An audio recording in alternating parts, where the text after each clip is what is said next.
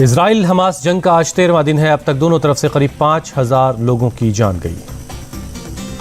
Hamas के हमले में इजराइल के करीब 1,500 लोगों की मौत हुई है, जबकि इजरायली हमले में अब तक 3,000 से ज्यादा फलस्तीनी मारे गए। ब्रिटेन के पीएम ऋषि सुनक का आज इजराइल का दौरा है। सुनक तेल अवीव में करेंगे पीएम नेतन्याहू से मुलाकात। पीएम सुनक ने दौरे से पहले गजा के अस्पताल में हुए धमाके पर दुख जताया। कहा ब्रिटिश एजेंसी धमाके के सबूतों की जांच कर रही है। ऋषि सुनक ने इजराइल को मदद का दिया भरोसा। कहा हम दोस्त के रूप में इजरायली नागरिकों का बचाव करेंगे। अमेरिकी राष्ट्रपति जो बाइडेन ने इजराइल के साथ खड़े होने का ऐलान किया। कहा हमास के हमले का इंसाफ होगा। राष्ट्रपति बाइडेन ने हमास को फलस्तीन के साथ पूरी दुनिया के लिए बताया खतरा। कहा हमास ने मासूमों को कत्ल किया, उन्हें जिंदा जलाया। राष्ट्रपति बाइडेन ने हमास को आईसिस से भी खतरनाक बताया। कहा हमास फलस्तीन के लोगों का प्रतिनिधित्व नहीं करता। अमेरिकी राष्ट्रपति जो बाइडेन ने इजराइल को दी क्लीन चिट। कहा गाजा के अस्पताल में 500 लोगों की मौत में इजराइल का हाथ नहीं। राष्ट्रपति बाइडेन ने माना अस्पताल पर हमले के पीछे किसी आतंकी संगठन का हाथ। $100 मिलियन की मानवीय मदद का ऐलान किया।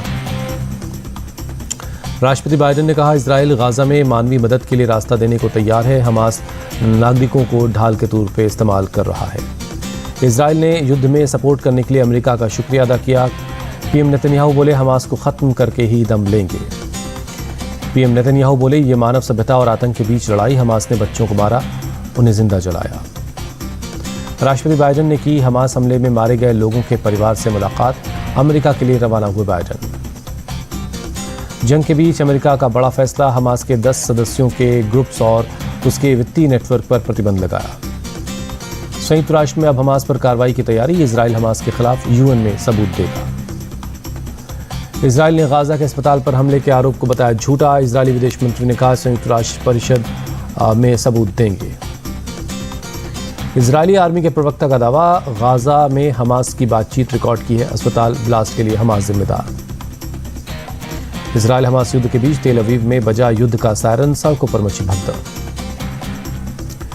सायरन की आवाज सुनकर बंकरों की तरफ भागने लगे लोग। सुनाई दी धमाकों की आवाज।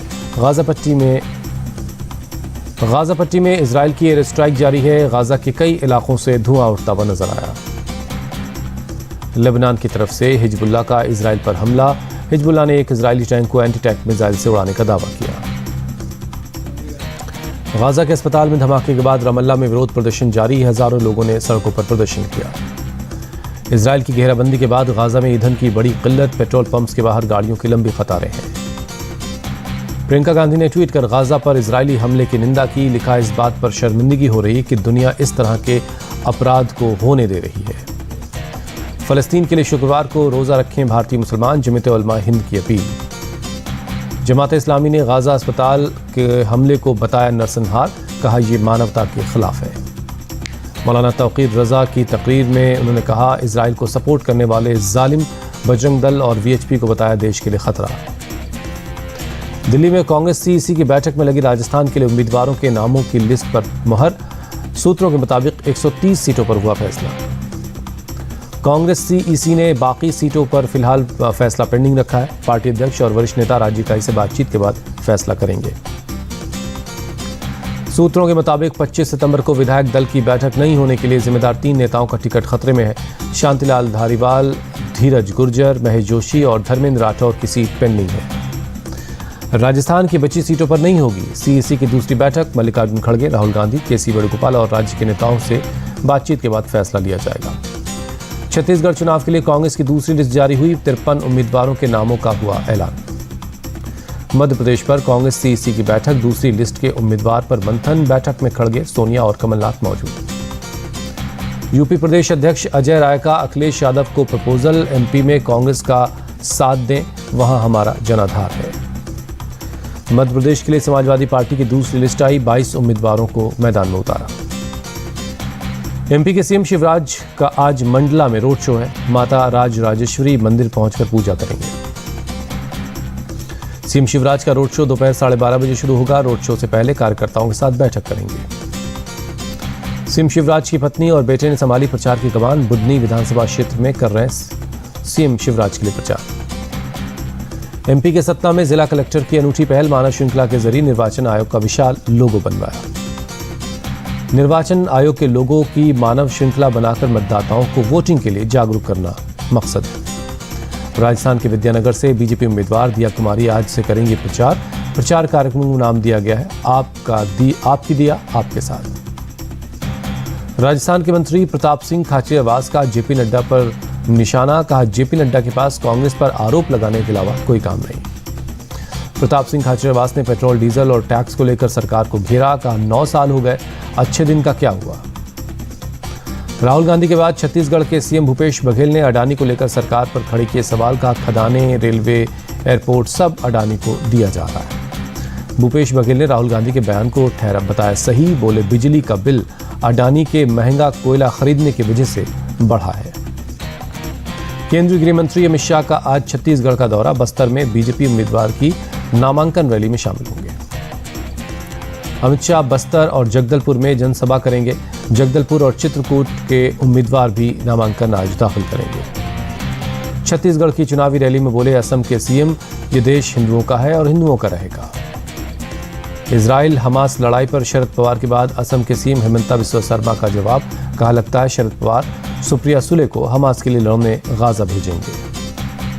तेलंगाना में कांग्रेस का चुनावी संकलन, प्रियंका गांधी राहुल ने मुलुगु में बस विजय भेरी यात्रा शुरू की। कांग्रेस पार्टी का वसूल, सभी एक साथ आगे बढ़ें, तेलंगाना में बोली प्रियंका गांधी, विकास के लिए रोड मैप बनाया गया है। राहुल गांधी ने बीआरएस को बताया बीजेपी का साथी, कहा सीएम केसीआर को छोड़कर सीबीआई ईडी ने विपक्ष के हर एक नेता के खिलाफ मामला दर्ज किया है। मिजोरम विधानसभा चुनाव के लिए बीजेपी की दूसरी लिस्ट आई, 9 उम्मीदवारों के नाम का ऐलान हुआ।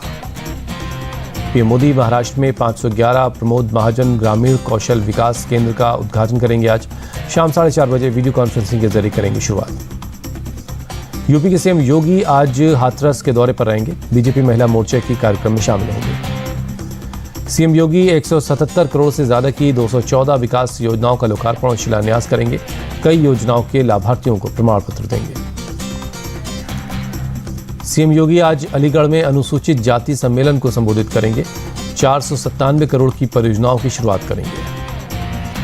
दिल्ली हाईकोर्ट में आज आम आदमी पार्टी सांसद संजय सिंह की जमानत याचिका पर सुनवाई। संजय सिंह ने अपनी गिरफ्तारी को बताया अवैध। संजय सिंह का आरोप, ईडी ने एक भी समन नहीं जारी किया।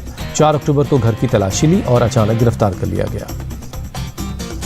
भारतीय कुश्ती संघ के पूर्व अध्यक्ष बृजभूषण शरण सिंह के खिलाफ आज दिल्ली के राउज एवेन्यू कोर्ट में सुनवाई होगी।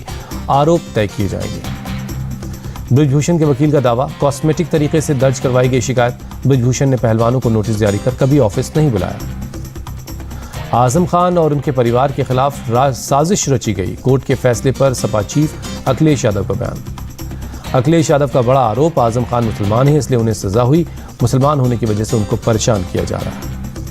कोर्ट के फैसले पर बोले आजम खान, इंसाफ और फैसले में फर्क होता है। आज फैसला हुआ है, इंसाफ नहीं।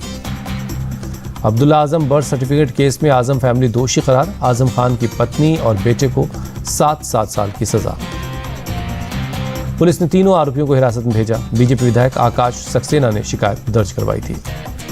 यूपी के मऊ से मुख्तार के करीबी राजेश सिंह गिरफ्तार। राजेश सिंह और उसके भाई उमेश सिंह पर 1 लाख रुपए रंगदारी मांगने का आरोप है। मुख्तार के गिरोह से जुड़ा राजेश सिंह, पुलिस ने केस दर्ज करने के बाद आरोपी को चेकिंग के दौरान गिरफ्तार किया। मद्रास हाईकोर्ट से आरएसएस को लगा झटका। तेलंगाना और रामनाथपुरम और शिवगंगा में रैली की इजाजत नहीं मिली। दिल्ली के कीर्ति नगर में फर्नीचर बाजार में आग लग गई। एक फर्नीचर शोरूम जलकर खाक हो गया। फायर ब्रिगेड की 18 गाड़ियां मौके पर पहुंची। घंटों की मशक्कत के बाद आग पर काबू पाया जा सका। आग में किसी के हताहत होने की खबर नहीं है। आग की कारणों का अब तक पता नहीं चला है। दिल्ली के नरेला में नवरात्रि मेले में फंस गया एक झूला। पुलिस ने झूले को बंद करवाया। बॉक्स खराब होने की वजह से झूला फंस गया। घटना के दौरान झूले पर बहुत से लोग सवार थे। लोगों की मदद से सभी को नीचे उतारा गया। त्रिची एयरपोर्ट पर 717 ग्राम सोना जब्त किया गया। कुआलालंपुरम से लाया जा रहा था गोल्ड। कैप्सूल में भरकर सोने का पेस्ट लाया जा रहा था। ओडिशा के मयूरभंज में 2 पुलिस के जवान गिरफ्तार। पुलिस वालों पर नाबालिग से रेप का आरोप है। मध्य प्रदेश के शहडोल में हाथियों का आतंक। कई गांवों में भारी मात्रा में फसलों को पहुंच रहा है नुकसान। वन विभाग और पुलिस की टीम लगातार लोगों को कर रही जागरूक, लोगों से अकेले घर से बाहर न निकलने के लिए कहा जा रहा है। दिल्ली में 3 नवंबर से वर्ल्ड फूड इंडिया का आयोजन होगा। दुनिया के 75 देश होंगे शामिल। पीएम करेंगे शुरुआत। केंद्रीय मंत्री प्रहलाद पटेल ने कहा, मिलेट्स पर होगा भारत का फोकस। 5 नवंबर तक चलने वाले इस प्रोग्राम में सम्मेलन सत्र, गोलमेज सम्मेलन और फूड स्ट्रीट बेस्ड प्रोग्राम होंगे। बाजरे का सबसे बड़ा डोसा बनाकर Guinness book of world record बनाया जाएगा। दिल्ली में आदिवासी लड़कियों से मिले गृहमंत्री अमित शाह। 15वां युवा आदिवासी आदान प्रदान कार्यक्रम के तहत ये मुलाकात हुई।